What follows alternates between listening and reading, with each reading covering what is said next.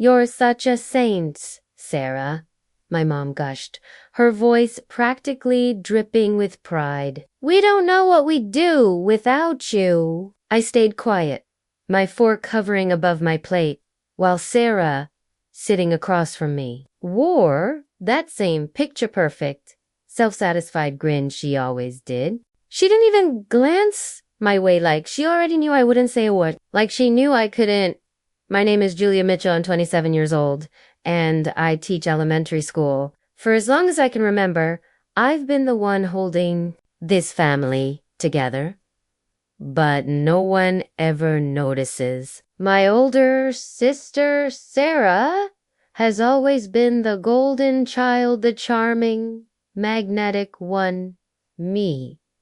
I'm the dependable one, the one who quietly picks up the pieces whenever things fall apart. For years, I've been sending money to my parents to help cover their medical expenses, constantly making sacrifices while Sarah basks in all the praise. But recently, I decided I couldn't do it anymore.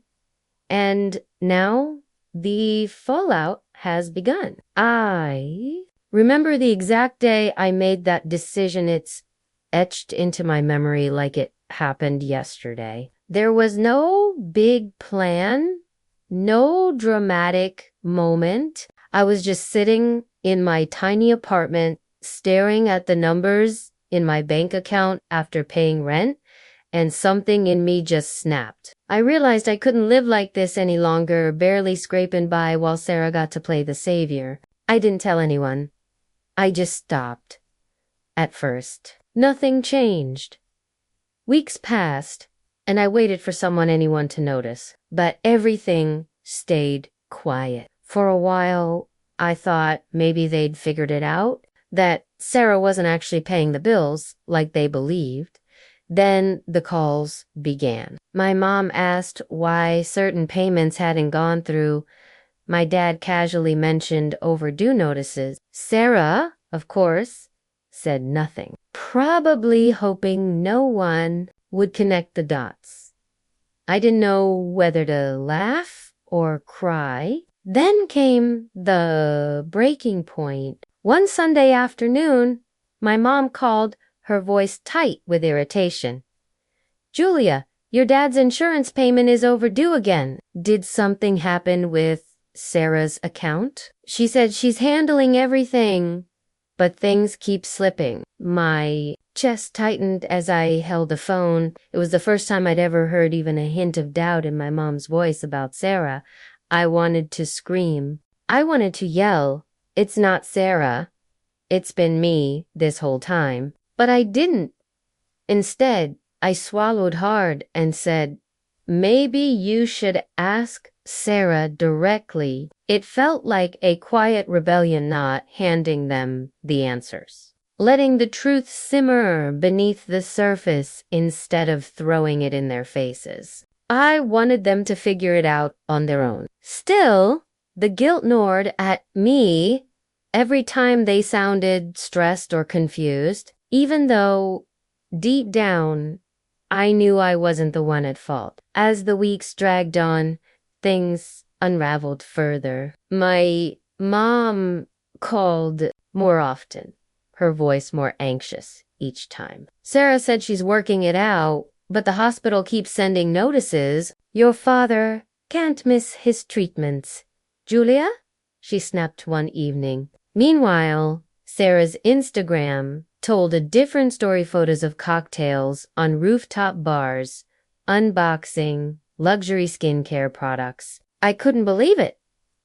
She was still pretending like nothing was wrong, like she wasn't the reason our parents were struggling. Then came the family dinner. Mom insisted we all meet up to talk things through. I knew what that meant. Sarah would get the spotlight, and I'd sit there, invisible, nodding while she spun her story. But this time, things took an unexpected turn. My dad, usually silent, looked Sarah in the eye and said, "You've been handling this for months. What's going on?" Why can't you keep up with the payments? The color drained from her face for the first time. I saw a crack in her flawless mask. Sarah stammered something about unexpected expenses and temporary issues, but it was obvious she hadn't prepared for this. Mom jumped in, sharp as ever. She's doing her best. Robert, lay off. And Julia, she turned to me, her eyes full of blame. Maybe it's time you step up and help for once. You don't do anything for us. The words hit me like a slap. For a second, I couldn't even breathe. The unfairness of it all burned in my chest. I looked at Sarah. She still wouldn't meet my gaze. Then back at my mom, whose expression was filled with disappointment at me. And I realized they truly believed it. They thought Sarah had been carrying this burden alone, and I was just selfish. My hands were trembling, but I found my voice. That's not true, Mom. I've been helping. I've been the one paying the bills for years. The room fell into silence. The tension was suffocating. Mom scoffed and shook her head. Don't be ridiculous. Sarah's the one who's been supporting us. She's worked so hard, and you've done nothing. Now you're trying to take the credit? I clutched the table to keep steady. I glanced at Sarah still, motionless, her face frozen in something between shock and guilt. She wasn't even trying to defend me. Before I could stop myself, the words poured out. That's not true. It never was. For 3 years, I've been sending money every single month. Sarah hasn't paid a dime. My voice cracked, but kept going. And I stopped because I was tired of being invisible while she got all the credit. Sarah's head jerked up, her expression twisted with disbelief. What's wrong with you, Julia? Why are you making this up? She said, voice trembling just enough to seem sincere. This is insane. I've been the one helping Mom and Dad, and now you want to make me look bad? I couldn't believe what I was hearing. Are you really going to pretend I'm lying? Sarah? I have receipts? Bank statements. 3 years worth. Want me to show everyone right now. She laughed bitterly. Receipt? Please. You're just bitter because Mom and Dad appreciate what I do. You've been sitting on the sidelines while I held this family together, and now you want to rewrite history. Rewrite history. I fired back, my voice rising. You've been stealing credit for everything I've done. I sent the money month after month while you spent your paychecks on spa days and vacations. She crossed her arms, eyes flicking, to Mom. You see? Julia's always the victim. She's trying to tear me down because she can't stand that I actually help. Her voice cracked ever so slightly at the end. If you were really helping, Julia, Sarah snapped, why didn't you say something for 3 years? You only brought it up now because you want the credit. Admit it. My mom nodded in agreement. She's right. Why wait all this time? You expect us to believe this now? It doesn't make sense. The doubts in their voices crushed me. I could feel the heat rising in my cheeks, my frustration overflowing. I wasn't doing it for credit, I said, trembling. I did it because I wanted to help.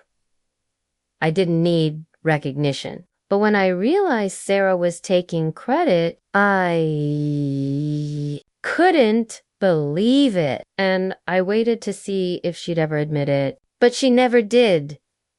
Sarah rolled her eyes. Oh, Come on, acting like I forced you into silence. This isn't about helping, it's about you being bitter.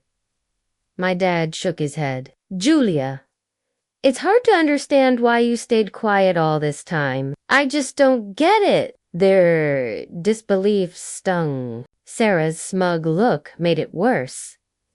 I turned to her. I stayed silent because I was happy to help, but when I saw you taking credit for my sacrifices, I couldn't let it go on. I waited to see if you'd tell the truth.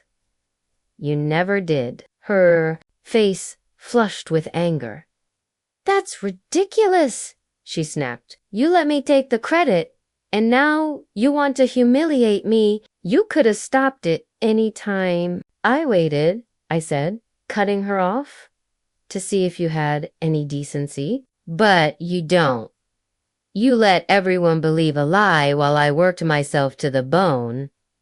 I turned to my stunned parents. I didn't want to fight, but I'm not letting her rewrite the past anymore.